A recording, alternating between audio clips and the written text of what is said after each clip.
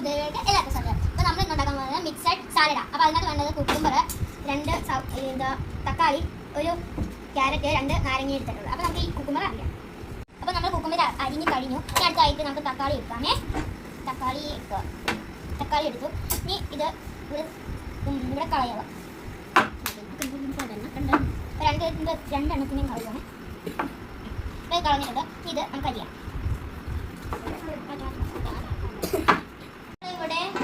ഇവിടെ അരിച്ചു കഴിഞ്ഞു. ഇനി നമുക്ക് ഇത് കുഞ്ഞു കുഞ്ഞു പീസായിട്ട് ഇത് അരിക്കാം.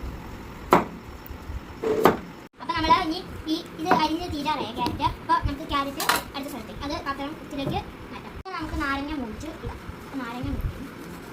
ഇതിൻ്റെ കുരു കളഞ്ഞിട്ട് ആണ്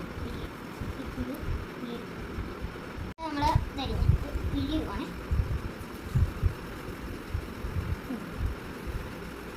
നാലാമത്തെ മുറി ഇങ്ങനെ പിരിഞ്ഞ് കഴിഞ്ഞാൽ ഞാൻ അടുത്ത ഉപ്പ് ഇടാം.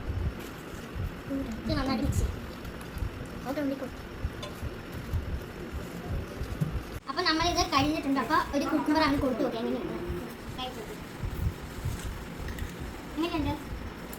അപ്പോൾ ഇത്രയേ ഉള്ളൂ നമ്മുടെ വീഡിയോ.